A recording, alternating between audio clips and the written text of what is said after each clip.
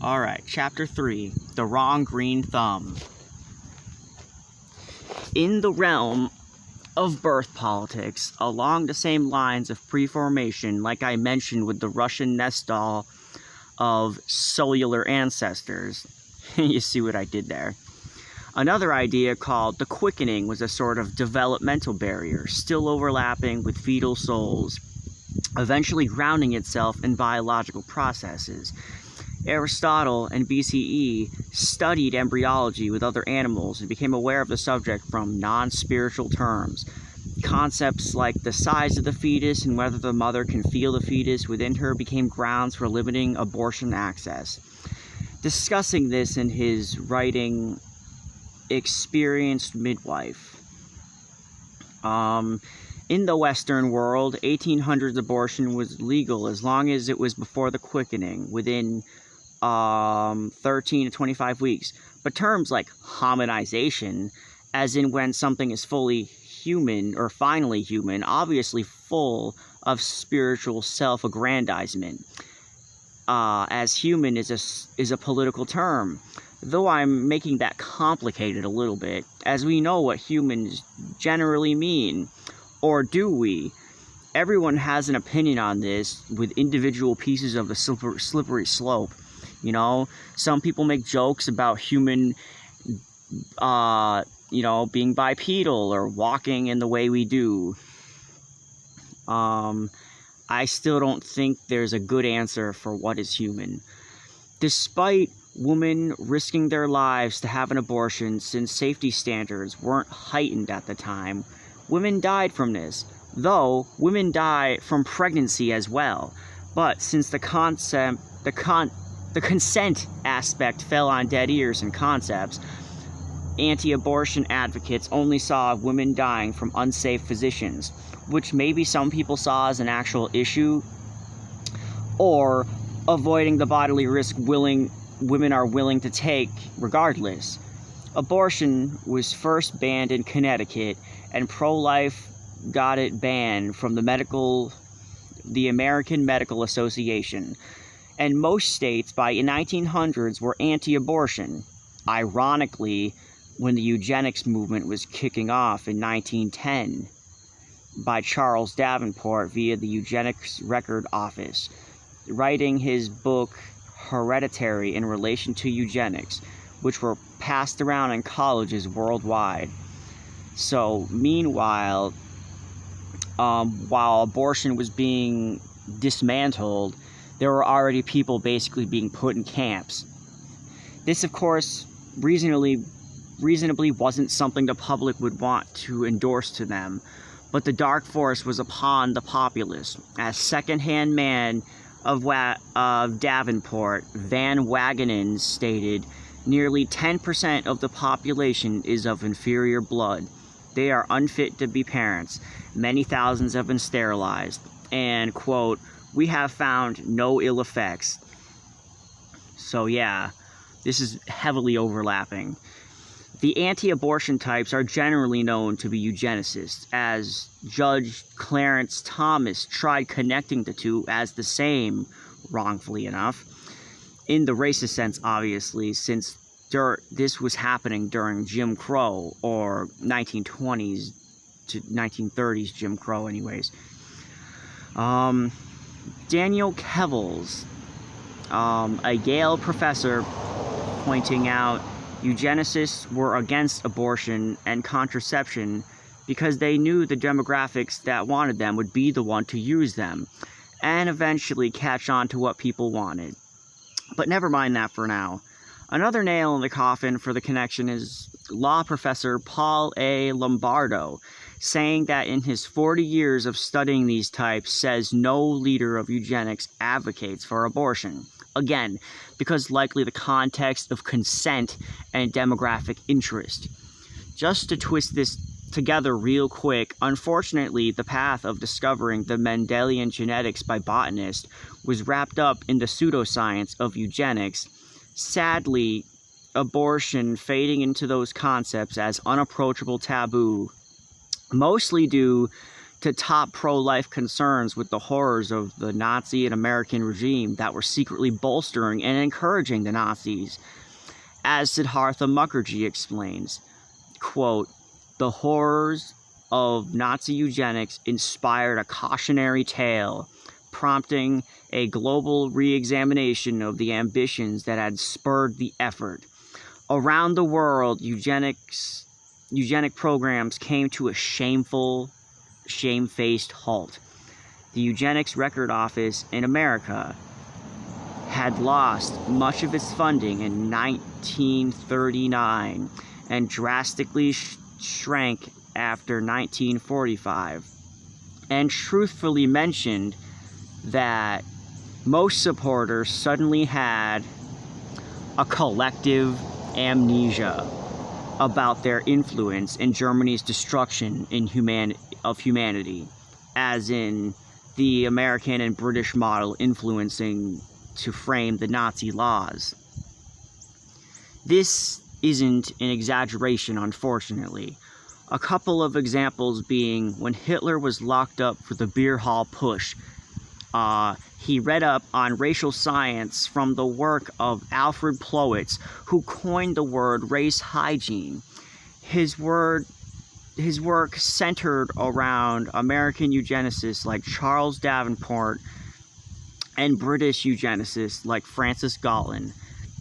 Around the time of the Buckby Bell case, the American Supreme Court leading to Carrie Buck to be sterilized for no reason at all, mostly due to the intuition that the rest of her family was like messed up or whatever, but Carrie Buck was actually like, relatively smart, had good grades, though of course I don't think just because she has shitty grades, I don't think any reason would dictate to sterilize somebody, in my opinion. But I'm just pointing it out that for those of you who think that there is a reason to sterilize somebody or do anything like this to people, this woman that was sterilized by the Supreme Court, they made it up. They made up a fucking reason to do this to her. Anyways, in the 1930s, the encouragement led to the Enabling Act by the Nazis. And 5 months later, the sterilization law, as it became commonly said from its original title, which nobody wanted to say, because it was just like too long, I guess. History scholars like Marcus Bernstein claims, quote, "The few and fleeting references by Nazi policymakers to the Jim Crow era were merely vague attempts to, quote, reflect criticism, not actual sources of intellectual influence.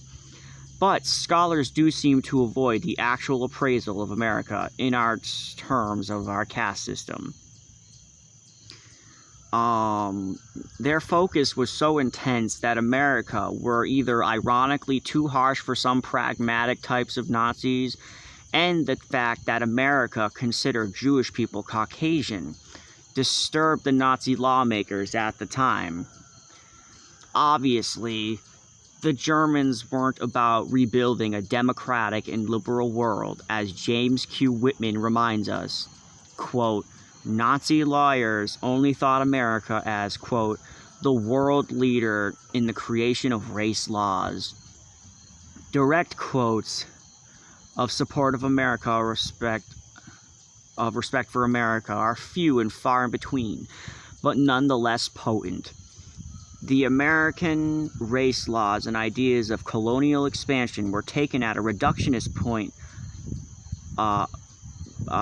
In my opinion, you could set them up at a reductionist point from how America started, or you could just talk about it all jumbled up. But, yeah. Anyways, the American Manifest Destiny was appropriated by Nazi law as Lebensraum, meaning living space, also acting on mass expansion. Hitler emphasized this aspect of appraisal in a speech he made. The Americans, quote, gunned down the millions of Redskins to a few 100,000, and now keep a modest remnant under observation in a cage. Oof. American immigrant laws were heavily analyzed from start to finish, from 1790 to the Johnson-Reed Act. Hitler pined more about U.S. immigration attitudes. Quote, "There is currently one state in which one can observe at least weak beginnings of a better conception. This, of course, not Germany, but the American Union.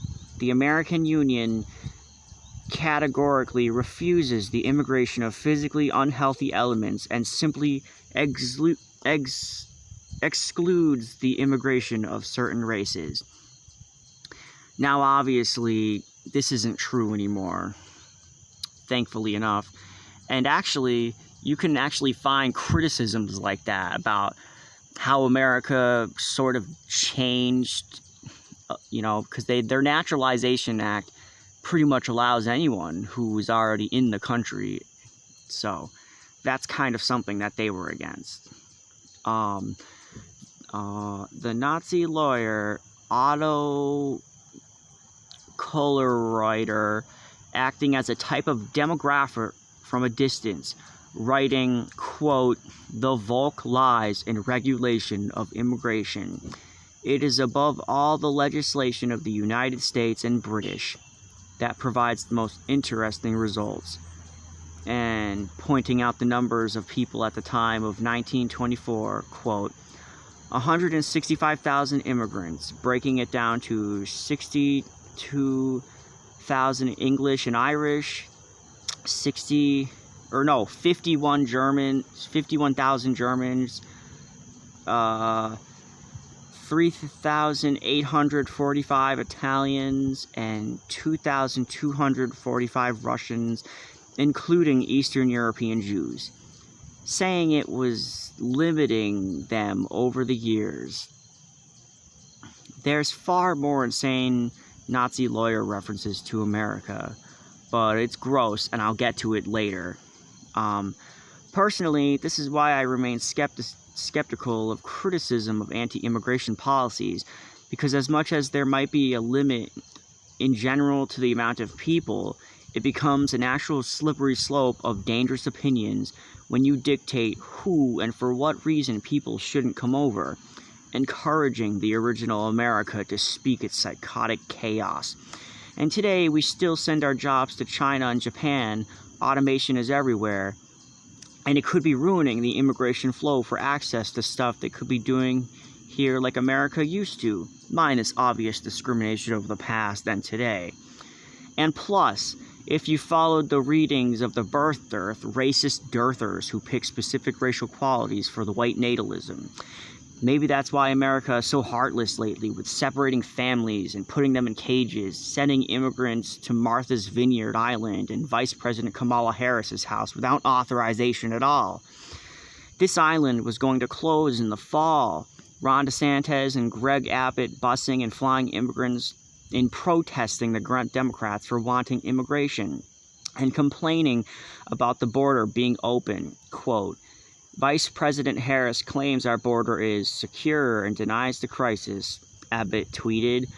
Quote, "We're sending migrants to her backyard to call on the Biden administration to do its job and secure the border."